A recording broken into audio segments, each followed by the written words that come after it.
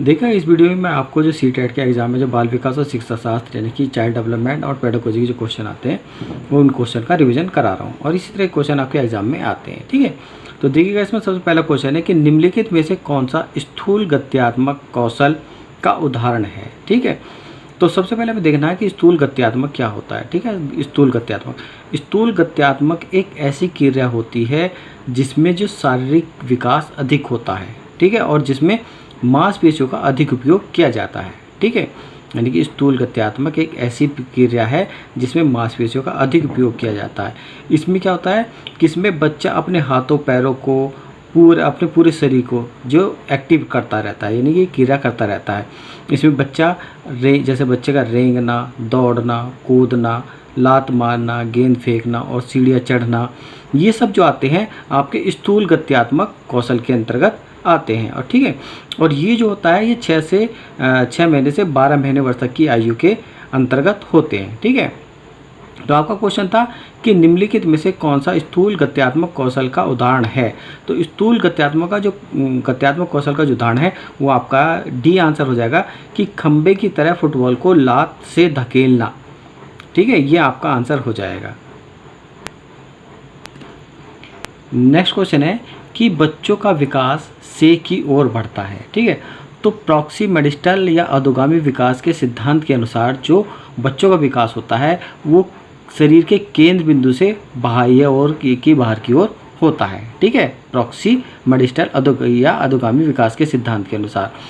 और मस्तकाधोमुखी के विकास के सिद्धांत के अनुसार जो बालक का विकास होता है वो सिर से पैर की ओर होता है। ठीक है, तो देखिएगा इसमें सिर से पैर की ओर कहीं दे रखा है, मतलब केंद्र से बाह्य ओर दे रखा है, तो इसलिए आपका आंसर ए हो जाएगा कि बच्चों का विकास केंद्र से बाह्य की ओर बढ़ता है। ठीक है, केंद्र से बाह्य की ओर बढ़ता है और जो केंद्र से बाह्य की ओर बढ़ता है उसे प्रॉक्सिमेडिस्टल या अधोगामी विकास का सिद्धांत कहते हैं। तो आपका आंसर ए हो जाएगा। नेक्स्ट क्वेश्चन है कि जीन पियाजे के संज्ञानात्मक विकास के सिद्धांत के अनुसार अधिकांश बच्चे किस अवस्था में वस्तुओं को श्रेणी में व्यवस्थित करने में सक्षम हो जाते हैं।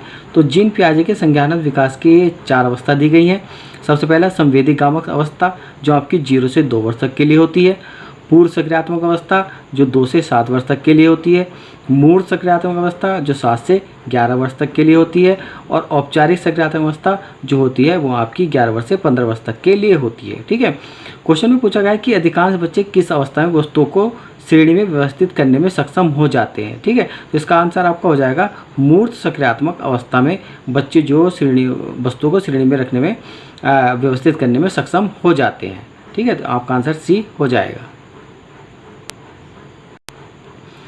नेक्स्ट क्वेश्चन है कि का प्रयोग जीन पियाजे द्वारा संज्ञानात्मक मानसिक अवधारणाओं के वर्णन के लिए किया गया था। ठीक है, तो मानसिक अवधारणाएं क्या होती हैं कि जब बालक अधिगम क्रिया करता रहता है तो अपने मस्तिष्क में कुछ बातें, कुछ वस्तुएं और कुछ सूचनाएं जो संग्रहित करता रहता है। ठीक है, और बच्चे के सामने जैसी ही कोई और नई समस्या आती है तो वो इसी पूर्व ज्ञान के कारण, ठीक है, इसी पूर्व ज्ञान के कारण वो एक नई अवधारणा बना लेता है। यानी कि पूर्व ज्ञान यानी कि जो उसके मस्तिष्क में अवधारणा है उस अवधारणा से एक जो नई अवधारणा बना लेता है और इस नई अवधारणा बनाने की क्रिया को क्या कहते हैं, स्कीमा कहा जाता है। ठीक है, और स्कीमा को ही जीन पियाजे का जनक कहा जाता है। तो इसलिए इसमें आ जाएगा आपका स्कीमा का प्रयोग जीन पियाजे द्वारा संज्ञानात्मक मानसिक अवधारणाओं के वर्णन के लिए किया गया था। आपका आंसर सी हो जाएगा। नेक्स्ट क्वेश्चन है कि रजनी अपने दोस्तों के कार्यों को जैसे को तैसा मानसिकता के आधार पर जांचती है। लॉरेंस कोहलबर्ग के सिद्धांत के अनुसार वर्तमान में रजनी संज्ञानात्मक नैतिक विकास के किस स्तर पर है। ठीक है, तो रजनी अपने दोस्तों के कार्यों को जैसे को तैसा मानसिकता के आधार पर जांचती है लॉरेंस कोहलबर्ग के सिद्धांत के अनुसार। ठीक है, लॉरेंस कोहलबर्ग के सिद्धांत के अनुसार रजनी जो है संज्ञानात्मक के नैतिक विकास के पूर्व परंपरागत स्तर पर है। ठीक है, पूर्व परंपरागत स्तर में क्या होता है कि जब बालक अपनी बाहरी तत्वों या घटनाओं के आधार पर किसी व्यवहार को नैतिक या अनैतिक मान लेता है तो उसकी तर्क शक्ति जो पूर्व परंपरागत स्तर पर कही जाती है। ठीक है, तो इसलिए कहा गया कि जैसे को तैसा। तो इसलिए जो लॉरेंस कोहलबर्ग के सिद्धांत के अनुसार वर्तमान में रजनी के संज्ञानात्मक नैतिक विकास का स्तर जो है वो आपका पूर्व परंपरागत स्तर है। तो आपका आंसर बी हो जाएगा।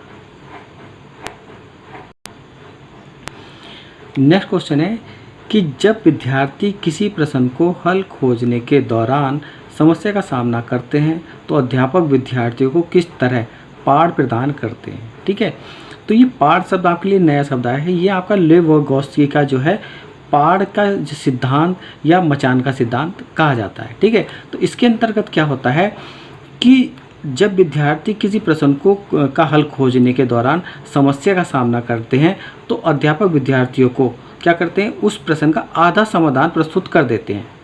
उस विद्यार्थियों को उस प्रश्न का जो आधा समाधान प्रस्तुत कर देते हैं और इसी को ही जो पाठ कहा जाता है। तो ऐसी स्थिति में जो अध्यापक होता है वो जो होता है एक सुविधादाता के रूप में कार्य करता है। ठीक है, तो इसलिए आपका क्वेश्चन था कि जब विद्यार्थी किसी प्रश्न का हल खोजने के दौरान समस्या का सामना करते हैं तो अध्यापक विद्यार्थियों को किस तरह पाठ प्रदान करता है। तो इसका आंसर आपका क्या हो जाएगा, बी हो जाएगा कि उन्हें प्रश्न का आधा समाधान प्रस्तुत कर देते हैं। ठीक है, वो तो आपका आंसर बी हो जाएगा। नेक्स्ट क्वेश्चन है कि सिद्धांतवादी और उनके द्वारा प्रतिदिन विचार का सही युग्म चुनिए। ठीक है, तो सबसे पहले देखिएगा लेव-वोरोगोस्की। तो लेव-वोरोगोस्की संस्कृति उपकरण, ये आपका ऑप्शन सही है, यानी सही युग्म है, क्योंकि लेव-वोरोगोस्की ने जो संस्कृति और सामाजिक का सिद्धांत प्रतिपादित किया था। ठीक है, लेव-वोरोगोस्की ने संस्कृति और सामाजिक संस्कृति का सिद्धांत प्रतिपादित किया, तो ये आपका सही है। देखिए दूसरा देखिएगा, ये हार्वर्ड गार्डनर ने जो किया था वो बहुबुद्धि का सिद्धांत प्रतिपादित किया था। हार्वर्ड गार्डनर ने बहुबुद्धि का सिद्धांत प्रतिपादित किया था जिसमें बुद्धि के 8 प्रकार बताए गए हैं। ठीक है, और ये जी घटक का सिद्धांत जो दिया था वो चार्ल्स स्पेयर द्वारा दिया गया था। तो ये ऑप्शन आपका गलत हो गया। ठीक है, इसके बाद है जीन पियाजे ने जो है संज्ञानात्मक विकास का सिद्धांत दिया था। ठीक है, और पाढ़ का सिद्धांत, मैंने पाढ़ का सिद्धांत अभी बताया कि पाढ़ का सिद्धांत जो आपका वो दिया था आपका लेव-वोरोगोस्की ने जो पाढ़ का सिद्धांत दिया था, तो ये भी ऑप्शन आपका गलत है। लॉरेंस कोहलबर्ग ने जो नैतिक विकास का सिद्धांत दिया था। ठीक है, तो ये और इसके सामने देर का संवेगात्मक असंवेगात्मक परिपक्वता का सिद्धांत दिया था वो आपका मुरे ने दिया था। तो ये सभी जो आपका बी सी डी ये आपके ऑप्शन गलत है। आपका सही ऑप्शन है लेव-वोरोगोस्की संस्कृति उपकरण, क्योंकि लेव-वोरोगोस्की ने सामाजिक और संस्कृति का सिद्धांत प्रतिपादन किया था। तो आपका आंसर जो हो जाएगा ए हो जाएगा।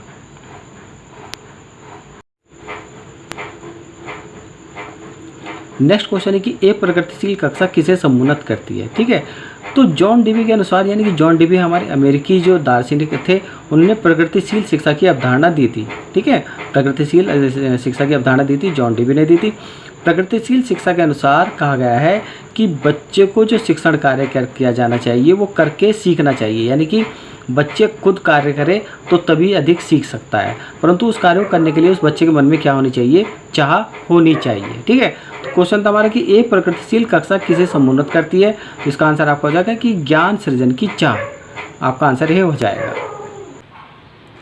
नेक्स्ट क्वेश्चन है कि मधुलिका नृत्य और योग कला में निपुण है। हार्वर्ड गार्डनर के अनुसार उसके पास किस प्रकार की बुद्धि उच्च स्तरीय बुद्धि है। तो हार्वर्ड गार्डनर ने जो बुद्धि के 8 प्रकार बताए हैं, ये जो आपकी 4 प्रकार की बुद्धि है और 4 प्रकार की बुद्धि और बताई है। ठीक है, सबसे पहले बुद्धि के अंतर्व्यक्तिक बुद्धि, शारीरिक गति संवेदी बुद्धि और संगीतात्मक बुद्धि। इसके साथ साथ जो हार्वर्ड गार्डनर ने जो बुद्धि बताई हैं वो आपकी है तार्किक गणितीय बुद्धि, द्विस्थान बुद्धि, भाषाई बुद्धि और प्रकृतिवादी बुद्धि। इस प्रकार से हार्वर्ड गार्डनर ने बुद्धि के 8 प्रकार बताए हैं। अब क्वेश्चन में कहा कि मधुलिका नृत्य और योग कला में निपुण है, और नृत्य और योग कला जो की जाती है वो एक शारीरिक क्रिया है। ठीक है, तो इसलिए शारीरिक गति संवेदी के अंतर्गत आती है, तो इसलिए इसका आंसर आपका क्या हो जाएगा, सी हो जाएगा। नेक्स्ट क्वेश्चन है कि एक प्रश्न सत्र के दौरान एक अध्यापक केवल लड़कों को ही अपने भ्रम अवयव प्रश्न पूछने के अवसर दे रहा है, यह सीधे प्रतिनिधित्व करता है। ठीक है, तो प्रश्न उत्तर जो सत्र चल रहा है उसमें अध्यापक जो केवल लड़कों को ही भ्रम और प्रश्न पूछने का अवसर दे रहा है, लड़कियों को जो है अपने प्रश्न या भ्रम पूछने का अवसर नहीं दे रहा है। इसका मतलब अध्यापक द्वारा जो किया जा रहा है लड़के और लड़कियों में भेदभाव किया जा रहा है, और जब लड़के और लड़कियों में भेदभाव किया जाता है वो आपका जेंडर पक्षपात कहलाता है। ठीक है, तो आपका आंसर आपका क्या हो जाएगा, सी हो जाएगा कि अध्यापक द्वारा जो है वो जेंडर पक्षपात किया जा रहा है। आपका आंसर सी हो जाएगा। नेक्स्ट क्वेश्चन है कि अधिगम दर में व्यक्तिगत विभिन्नताएं किसका परिणाम है। ठीक है, तो बालक के अधिगम दर में व्यक्तिगत विभिन्नताएं यानी कि बालक के जो अधिगम में कौन कौन सी चीज़ें प्रभावित करती हैं, ठीक है। तो बालक के अधिगम में आनुवांशिकता और पर्यावरण दोनों ही अधिगम को प्रभावित करती हैं। आनुवांशिकता जो जीन और गुणसूत्र के द्वारा बालक के अधिगम को प्रभावित करती हैं। पर्यावरण में बालक का परिवार, स्कूल, समाज, अड़ोस पड़ोस की जिम्मे जो होते हैं वो बालक के अधिगम को प्रभावित करते हैं। इस प्रकार आनुवांशिकता और पर्यावरण संयुक्त रूप से यानी कि दोनों ही बालक की बुद्धि और विकास को प्रभावित करते हैं। तो आपका आंसर क्या हो जाएगा कि अधिगम दर में व्यक्तिगत विभिन्नता किसका परिणाम है? तो आनुवांशिकता व पर्यावरण दोनों का ही परिणाम है। तो आपका आंसर सी हो जाएगा। नेक्स्ट क्वेश्चन की आकलन के संदर्भ में निम्नलिखित में से क्या सही है, ठीक है। तो आकलन क्या होता है कि जब बालक के अधिगम का आकलन किया जाता है तो उसमें बालक की क्षमताओं को, बालक की आवश्यकताओं को ध्यान में रखा जाता है, ठीक है। और अधिगम के आकलन को जो रचनात्मक आकलन भी कहा जाता है। और रचनात्मक आकलन में बालक के अधिगम के लिए आकलन यानी कि विद्यार्थियों द्वारा स्व आकलन को भी शामिल किया जाता है, ठीक है। तो इसलिए इसका आपका आंसर डी हो जाएगा कि रचनात्मक आकलन में अधिगम के लिए आकलन विद्यार्थियों द्वारा स्व आकलन को भी शामिल करता है, ठीक है। तो आपका आंसर डी हो जाएगा। नेक्स्ट क्वेश्चन है कि समावेशी शिक्षा में किसकी आवश्यकता होती है? तो समावेशी शिक्षा क्या होती है? समावेशी शिक्षा में जो एक ही विद्यालय में सामान्य रूप से के जो बालक बालिका होते हैं और शारीरिक और मानसिक रूप से जो अक्षम बालक बालिका वो एक साथ एक ही विद्यालय में बैठकर शिक्षा ग्रहण करते हैं। इसलिए समावेशी शिक्षा में शिक्षक द्वारा यानी कि अध्यापक द्वारा शिक्षा की अनेक प्रकार की विधियों और विभिन्न प्रकार के उपागमों का प्रयोग किया जाता है, ठीक है। तो क्वेश्चन था हमारा कि समावेशी शिक्षा में किसकी आवश्यकता होती है? तो समावेशी शिक्षा में विविधता को स्वीकार किया जाता है यानी विविधता की आवश्यकता होती है। आपका आंसर डी हो जाएगा। नेक्स्ट क्वेश्चन है कि पठन वैकल्पिक में किस प्रकार की विकलांगता होती है, ठीक है। तो पठन वैकल्पिक में क्या होता है कि बालक ठीक प्रकार से अक्षरों को या शब्दों को ठीक प्रकार से नहीं पढ़ पाता है यानी नहीं पहचान पाता है, ठीक है। उसमें क्या होता है पठन वैकल्पिक में कि जैसे बाज को 7 शब्द पढ़ लेता है या 69 को 96 पढ़ लेता है, ठीक है। यानी कि उस अक्षरों को और शब्दों को पढ़ने में कठिनाइयाँ होती है, ठीक है। अधिगम करने यानी कि जो पाठन करने में परेशानियाँ होती हैं।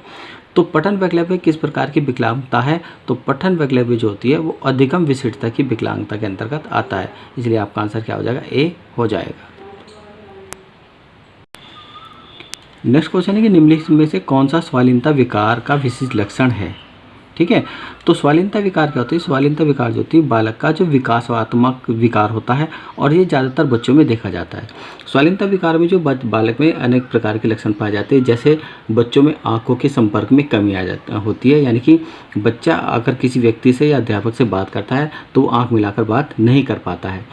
क्रियाओं को बार बार दोहराता रहता है, ठीक है। और वाद्य संप्रेषण होता रहता है उनका और अन्य लोगों पर ध्यान नहीं देते, ठीक है। और साथ ही साथ ऐसे बालक जो अपनी भावना और विचारों को अभिव्यक्त नहीं कर पाते हैं, जिससे उनके अधिगम जो होता है या क्या संप्रेषण क्या होता है उनका बाधित होता रहता है, ठीक है। यानी कि संप्रेषण बाधित होता रहता है। तो इसलिए स्वालीनता विकार का विशिष्ट लक्षण है वो आपका वाद्य संप्रेषण हो जाएगा। आंसर ए हो जाएगा आपका, ठीक है। यानी कि वो अपना संप्रेषण अपनी बातों को, अपनी भावनाओं को ठीक प्रकार से व्यक्त नहीं कर पाते हैं, तो वो बाधित संप्रेषण के अंतर्गत आता है। तो आपका आंसर ए हो जाएगा। नेक्स्ट क्वेश्चन है कि कक्षा में विभिन्न योग्यता वाले शिक्षार्थियों की आवश्यकता की पूर्ति कैसे की जा सकती है? तो कक्षा में विभिन्न योग्यता वाले शिक्षार्थियों की आवश्यकता की पूर्ति जो की जा सकती है वो श्रेणीबद्ध कठिनाइयों के कार्य को देकर की जा सकती है। तो इसलिए आंसर जो हो जाएगा आपका ए हो जाएगा। नेक्स्ट क्वेश्चन है कि अधिगम तब अर्थपूर्ण होता है जब विषय वस्तु को रूप में प्रस्तुत किया जाए, ठीक है। तो अधिगम तभी अधिक अर्थपूर्ण होता है जब बालक को उनके लक्ष्य अपने आप स्वयं निर्धारित करने के लिए दिए जाएं और उन लक्ष्यों को प्राप्ति करने के लिए उन्हें अनेक प्रकार की वस्तुओं को या उपागमों को संयोजित किया जाए, ठीक है। तभी जो अधिगम को अधिक अर्थपूर्ण बनाया जा सकता है। क्वेश्चन था कि अधिगम तब अधिक अर्थपूर्ण होता है जब विषय वस्तु को संयोजित रूप से प्रस्तुत किया जाता है। तो आपका आंसर क्या हो जाएगा? डी हो जाएगा। नेक्स्ट क्वेश्चन है कि अंतरिक्ष की अवधारणा समझाते समय एक अध्यापक ने महसूस किया कि विद्यार्थियों में इस विषय को लेकर अनेक भ्रांतियां हैं। अध्यापक की इस स्थिति के प्रति क्या प्रतिक्रिया होनी चाहिए? तो देखिए, भ्रांतियाँ क्या होती हैं? भ्रांतियाँ क्या होती है? एक विचार प्रक्रिया होती हैं, और ये कब होती हैं कि ये किसी विषय में पूर्ण जानकारी या अज्ञानता के कारण होती हैं, भ्रांतियाँ होती हैं।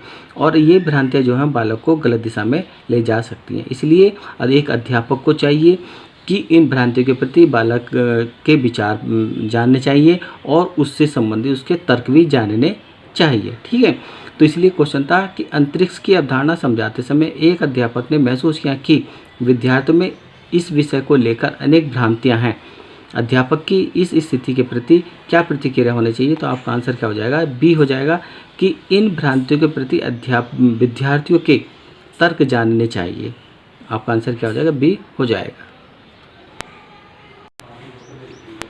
नेक्स्ट क्वेश्चन है कि रमेश विज्ञान विषय को पढ़ाते समय अन्वेषण, प्रयोग, विभिन्न व्यवहारिक गतिविधियों के माध्यम से बच्चों को नए ज्ञान व समझ बनाने के अवसर प्रदान करता है, तो वह बढ़ावा देना चाहता है। ठीक है, तो विज्ञान विषय में अन्वेषण और प्रयोग या विभिन्न गतिविधियों का जो प्रयोग किया जाता है वो वैज्ञानिक तर्क और तार्किक चिंतन के अंतर्गत आता है। तो आपका आंसर फर्स्ट और सेकंड हो जाएगा, यानी कि ए आंसर आपका हो जाएगा। नेक्स्ट क्वेश्चन है कि निम्नलिखित में से अध्यापक द्वारा अपनाई गई कौन सी विधि अधिगम प्रक्रिया में विद्यार्थियों को सक्रिय भूमिका को कम महत्व देती है? देखिए, तो ये अधिगम प्रक्रिया की विधियां हैं। इसमें सबसे पहले व्याख्यान विधि। व्याख्यान विधि में क्या होता है कि अध्यापक किसी विषय पर जो विद्यार्थियों को बोलता रहता है और जो विद्यार्थी होते हैं वो चुपचाप अध्यापक की बातें को सुनते रहते हैं।